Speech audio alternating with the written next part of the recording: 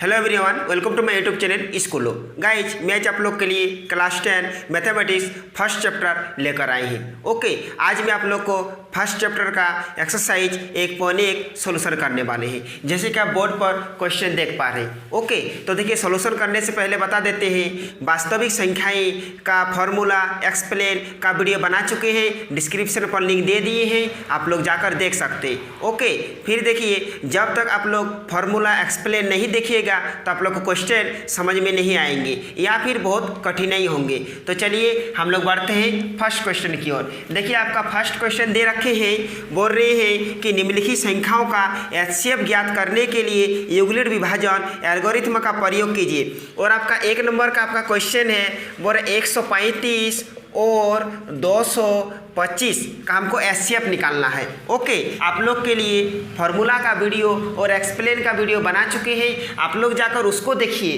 तब जाकर आपको मैथ बहुत ही सटीक भाषा में समझ में आएंगे। ओके, तो चलिए हम लोग इसको करते हैं। सबसे पहले आपको लिखना है कि विभाजन एल्गोरिथ्म से। ओके, आप लोग को फॉर्मूला में सब बता चुके हैं, विभाजन एल्गोरिथ्म से। फिर लिखना है ए बराबर B Q plus R O less than R less than B, यानी ओ से आर बड़ा है और बी आर से बी बड़ा है। ओके, आप लोग को फॉर्मूला के वीडियो में बता चुके हैं। अब देखिए, इसमें दोनों में से जो सबसे बड़े हैं उसको बीच में रखा जाता है। 135 और 225 में से 225 सबसे बड़े हैं। अब इस पर भाग चलाएंगे, किस पर चलाएंगे? 135 से। देखिए, 135 अगर 2 बार गुना करते हैं तो 270 आ जाते हैं। तो 270 तो मेरे पास है नहीं, तो हम एक बार में चलाते हैं 135। ओके, 5 में 5 गया, 0 बचा, और आपका 12 में 3 चला गया, आपका 9 बचा। फिर ऐसे करके अब 135 तो यहाँ ला देंगे। देखिए, 90 दुगुनी 180 हो जाते हैं, तो 180 तो है नहीं, इसलिए हम लोग एक बार में चलाएंगे 90 के 90। 5 को 5 आ गया, अब 13 में से 9 चला गया, आपका बच गया 4। ओके, जब तक 0 नहीं आएगा तब तक हम लोग चलाते रहेंगे। फिर आपको 90 लेना है, तो देखिए 45 दुगुने आपको 90 आ जा रहा है, यानी आपका 0 आ गया। ओके, तो अभी आपका खत्म नहीं होगा, यहाँ बनाते हैं। ओके, आप लोग को फॉर्मूला वाला वीडियो में बता चुके हैं कि कौन भाज्य है, कौन भाजक है, कौन भागफल है और कौन शेषफल है। देखिए, ये हो गया आपका भाज्य, यानी ये भाजक गुना भागफल प्लस शेषफल को कैलकुलेट करेंगे तो ये आपका भाज्य उत्तर आ जाएगा। ओके, तो लिखिए 225 इक्वल टू में लिखेंगे ये गुना ये और प्लस जोड़ कीजिए 135 गुना 1 और जोड़ जो आपका शेषफल आया 90। अगर इसको कैलकुलेट करेंगे तो आपका 225 आ जाएगा। फिर 135 लीजिए, 135 बराबर 90 गुने 1 प्लस 45, 90 गुने 1 और प्लस 45। फिर लीजिए 90 बराबर बीच वाला लेना। ओके, 90 45 गुना 2 और प्लस 0, आपका 0 आ गया, और तो है नहीं। देखिए, एक बार 225 का लिए, एक बार 135 का लिए, एक बार 90 का लिए, यानी हम लोग जानते हैं एचसीएफ ई वाला उत्तर हो जाते हैं। ओके, तो देखिए यानी लास्ट के जो फर्स्ट वाला आता है वही आपका उत्तर हो गया। तो हम लोग लिखिए, अतः जो क्वेश्चन दे रखे 135 और 225, 135 और 225 का एचसीएफ कितना आ गया? आपका 45 आ गया, और यही हो गया 45 आपका उत्तर। ओके, ये आपका 1 नंबर है। चलिए बढ़ते क्वेश्चन नंबर 2 की। चलते हैं 1 का 2 नंबर क्वेश्चन। 1 का 2 नंबर क्वेश्चन दे रखे 196 और 38 220। ओके, और आपको ये वाला बार बार लिखना है कि विभाजन एल्गोरिथ्म से। ओके, तो चलिए, जो सबसे बड़े रहता है उसको बीच में लेना है 196। अब देखिए, 196 को किससे गुना करेंगे कि 38 220 आ जाएगा? ये आपके लिए इम्पॉसिबल है। तो चलिए हम लोग छोटा करके करते हैं। देखिए, 196 को अगर 2 बार ले लेते हैं तो करीब 400 आ जाएगा, तो हम लोग एक बार में चला लेते हैं 196। ओके, फिर घटाइए, 12 में 6 गया, आपका 6 बचा, हाथ में रहा 1, यानी आपका 17 में 9 गया, आपका बचा 1, इधर आपका 1, 186। चलिए फिर अब हम लोग यहाँ पर 2 उतार लेते हैं। अब देखिए 196 से किससे गुना करें, ठीक है, इसके लेवल या इससे कम आए, इससे ज़्यादा नहीं आना चाहिए। तो देखिए 196 और हम लोग 9 से गुना करके देखते हैं। ओके, 6 9 54, हाथ में रहा 5, 9 9 81 और 5 आपका हो गया 86, हाथ में रहा 8, 9 1 9 और 8 आपका हो गया 17, यानी 1764 यहाँ पर लिखिए। इसको घटाइए, 12 में 4 चला गया, तब का 8 बचा, हाथ में रहा 1, यानी आपका हो गया 9, फिर हाथ में रहा 1, ये कैंसिल हो गया। अब हम लोग 0 को उतार दीजिए। ओके, यहाँ पर आपका 9 होना चाहिए। 196 के साथ किससे गुना करेंगे कि 980 आ जाए। तो देखिए 196 को हम लोग 5 से गुना करते हैं, क्योंकि 5 छोक 30 आने की संभावना है। 5 छोक 30, हाथ में रहा 3। ओके, 9 5 45 और 3 48, हाथ में रहा 4, 5 के 5 और 4 9, यानी 980 आपका आ गया। कितना बार में आए, यहाँ पर आया आपका 5 बार में। ओके, तो यहाँ पर आपका कटकुट हो गया, यानी ख़त्म हो गया। अब चलिए यहाँ पर आपको दिखाते हैं। इतना बनाने के बाद आपको जो भाज्य जो है उसको लेना है। 38220 इक्वल टू भाजक गुना भागफल प्लस शेषफल। 196 गुना 195 और प्लस 0, तो आपका उत्तर आ जाएगा। अतः हम लोग लिख सकते हैं 196 और 38220 का HCF कितना हो जाएगा, ये वाला 196 ही आपका हो जाएगा, क्योंकि फर्स्ट वाला आपका 196 है, आपका 196 ही हो गया। आई होप आप समझ पा रहे हैं। चलिए अब बढ़ते हैं 1 का 3 नंबर की ओर। फिर देखिए यहाँ पर आप लोग क्वेश्चन दे रखे हैं 867 और 255, जो सबसे बड़े रहते हैं उसको बीच में लेने का नियम है। ओके, यहाँ पर देखिए कितना बार में चलेगा, 255 यानी 250 आप मान लीजिए, तो 3 बार में आप गुना करके देख सकते हैं। 255 को 3 बार में। ओके, 3 5 15, हाथ में रहा 1, 3 5 15 के 16, हाथ में रहा 1, 3 2 6, 1 के 7, बिल्कुल चल जाएगा 3 बार में। कितना, 765। देखिए 7 में 5 गया तो आपका 2 बच गया, फिर आपका कोई हाथ में नहीं, 0 हो गया और आपका 1, यानी 102 बच गया।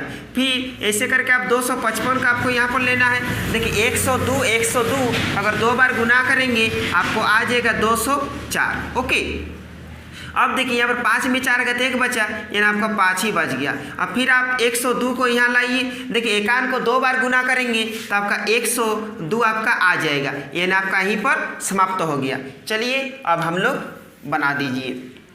सब लिखेंगे 867 को लिखेंगे इक्वल टू में ये गुना ई और ये आपका प्लस में हो जाएंगे, यानी 255 गुने 3 और प्लस आपको 102 लिखना है। फिर लिखना 255, तो 255 और 102 गुने 2 और प्लस 151 और प्लस आपको लिखना है 51। लास्ट में लिखना 102 इक्वल 51 गुने 2 प्लस 0। ओके, यानी आपका 51 हो जाएगा उत्तर। तो क्वेश्चन लिखिए, अतः का HCF आपका 51 हो जाएगा उत्तर। ओके, अब चलिए बढ़ते क्वेश्चन नंबर 2 की ओर। बढ़ते क्वेश्चन नंबर 2। देखिए आप क्वेश्चन नंबर 2 देख पा रहे हैं। बड़ा दर्शाए कि कोई भी धनात्मक विषम पूर्णांक 6q + 1 या 6q + 3 या 6q + 5 के रूप का होता है, जहाँ q कोई पूर्णांक है। देखिए आपको क्वेश्चन में दे रखे हैं 6q + 1, 6q + 2 और 6q + 3। ओके, यही तो आपको क्वेश्चन में दे रखे हैं। सॉरी, 6q + 3 है और 6q + 5 है। ओके, अब देखिए ये चीज़ आपको दोनों लिखना ही पड़ेगा बार बार विभाजन एल्गोरिथम से। और देखिए ये जो 6q + 1, 6q + 3 या 6q + 5 के रूप में है, देखिए यहाँ से आपको नजर आ रहा है 6, यहाँ पर bq + r, यही तो आपको नजर आ रहा है ना। तो देखिए आपको ये रूप आपको दिखाना है, यानी आपको कैलकुलेट करना है। तो देखिए यहाँ पर जो दे रखे हैं, यानी bq + r यानी b, तो यानी ये आपका 6, यानी b के जगह हम 6 रख सकते हैं। तो हम लोग लिख लीजिए कि b का मान 6 रखने पर। ओके, b का मान 6 रखने पर, और हम लोग लिख दीजिए a बराबर b की जगह 6 रखेंगे, तो जहाँ b दिखाई देते हैं वहीं पर हम लोग 6 रख दीजिए। तो 6q + r फिर लीजिए से बड़ा आर, फिर बी को यहाँ पर 6 रखना है। चलिए इतना तो मेरा हो गया। ए बराबर बी क्यू प्लस आर, यानी अब हम लोग आर का मान क्या रखेंगे? देखिए यहाँ पर आर का मान 1 रख देंगे, 3 रख देंगे और 5 दे रख देंगे, जो क्वेश्चन के मुताबिक ही रख रहे हैं। तो फिर लिखिए कि आर का मान 1, 3, 5 रखने पर, ओके, 1, 3 और 5 रखने पर। तो इसको सेम लिखिए, ए बराबर बी के जगह तो हम लोग 6 ले चुके हैं, यानी हमको इसको देखना। अब B Q plus R, first वाला ले लीजिए 1, फिर लीजिए ए बराबर 6Q प्लस और आर के जगह आपको लेना है 3, फिर तीसरा में लीजिए ए बराबर 6Q प्लस आर यानी प्लस 5। देखिए तो इसी रूप में आपको दिखाई दे रहे हैं, तो आप लिखिए, आप क्वेश्चन देखकर कि धनात्मक विषम पूर्णांक 6Q प्लस 1 या 6Q प्लस 3 या 6Q प्लस 5 के रूप का होता है, जहां कोई पूर्णांक है आपको क्वेश्चन देखकर लिख देना है। तो चलिए हम यहाँ पर आपको लिखकर दिखा देते हैं।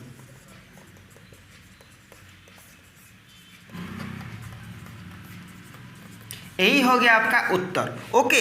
धनात्मक विषम पूर्णांक 6Q प्लस 1 या 6Q प्लस 3 या 6Q प्लस 5 के रूप का होता है, जहाँ Q कोई पूर्णांक है। आई होप आप समझ पा रहे हैं। चलिए अब बढ़ते हैं क्वेश्चन नंबर 3। क्वेश्चन नंबर 3 देखिए, आपका क्वेश्चन दे रखे है, किसी परेड में 616 सदस्यों वाली एक सेना यानी आर्मी की टुकड़ी को 32 सदस्यों वाले एक आर्मी बैंड के पीछे मार्च करना है। दोनों समूहों को समान संख्या वाले स्तंभों में मार्च करना है। उन स्तंभों का अधिकतम संख्या क्या है जिसमें वे मार्च कर रहे हैं। देखिए ये आपका पंक्ति हो गया, ओके, ये आपका पंक्ति हो गया और ये आपका स्तंभ हो गया, हम लोग जानते ही हैं। तो देखिए आपको बोल रहे इसमें 616 आपको सदस्य है, 616 सदस्य है और इसमें 32 सदस्यों की आर्मी के पेड़, यानी एक जो पंक्ति में ना आपको 32 सदस्य देना है। एक पंक्ति में आपको 32 सदस्य मार्च कर रहे हैं, तो आपको बताना है कि दोनों समूहों को समान संख्या और समान स्तंभों में मार्च करना है। लेकिन दोनों ये जो पंक्ति भी समान होना चाहिए और स्तंभ भी आपका समान होना चाहिए। फिर क्वेश्चन में बोल रहे हैं कि अधिकतम आपको स्तंभों की संख्या ज्ञात करना है, यानी आपको स्तंभों की संख्या आपको ज्ञात करना है, ओके। तो चलिए हम लोग बनाकर आपको दिखाते हैं। देखिए ये वाला आपको बार बार लिखना है कि विभाजन एल्गोरिथम से, ओके। और आपको क्वेश्चन दिया हुआ है कि 216 और 32, तो देखिए 616 और 32 का हम लोग एचसीएफ चला लेते हैं, यही सबसे बेटर होंगे, ओके। तो देखिए 32 और आपको 616 किससे जाएगा, हम लोग शॉर्ट में लगा लीजिए। 32 दूगुनी 64, उतना तो है नहीं, हम लोग एक बार में चलाइए। 32 एक्के 32, ओके। देखिए आपको अगर 11 में 2 चला गया, आपका 9 बच गया, यानी 4 हो गया, आपको यहाँ 2 बच गया। फिर हम लोग 6 उतार दीजिए। अब हम लोग किससे जाएगा, यानी 32 को किससे गुना करेंगे, आप 8 से गुना कीजिए ना, 32 को 8 से, ओके। 8 दूगुनी 16, हाथ में रहा 1, 8 तिया 24, 1 25, आपका 256। अगर हम 9 से गुना करके देखते हैं यदि आ जाए, ओके। देखिए 9 दूगुनी 18, हाथ में रहा 1, 3 9 27, 1 28 आ जा रहा, यानी हम लोग 9 से गुना करके देखते हैं तो मेरा 288 आ गया। फिर इसको लेस कर दीजिए, 16 में 8 गया तो आपका 8 बचा, 9 हो गया, यहाँ पर आपका 0 बच के सब आपका 0 0 खत्म हो जाएगा, ओके। अब चलिए आप 32 यहाँ पर ले लीजिए। देखिए 4 8 आपका 32, पूरा आपका यहाँ पर कैंसिल हो गया। फिर हम लोग वही रूल अपना दीजिए, ओके। अब 616 लिखकर 32 गुने 19 और प्लस करेंगे 8, ओके। लिखिए 616 इक्वल टू 32 गुने 19 और प्लस आपको 8 करना, जो शेषफल बचेगा। फिर लिखिए 32 बराबर 8 गुने 4 और प्लस 0, ओके। तो आपका स्तंभों की संख्या हो जाएगा 8, क्योंकि आपको क्वेश्चन में बोले हैं कि स्तंभ का अधिकतम संख्या कितना है। तो यहाँ पर लिखिए, अतः स्तंभों की अधिकतम संख्या आपका हो जाएगा 8, ओके। आई होप गाइज आप समझ पा रहे हैं। वीडियो यदि अच्छे लगे हैं तो वीडियो को लाइक कीजिए और अपने दोस्तों के साथ भी शेयर कीजिए। तो यहीं पर समाप्त करते हैं, फिर मिलते हैं नेक्स्ट वीडियो में। जय हिंद।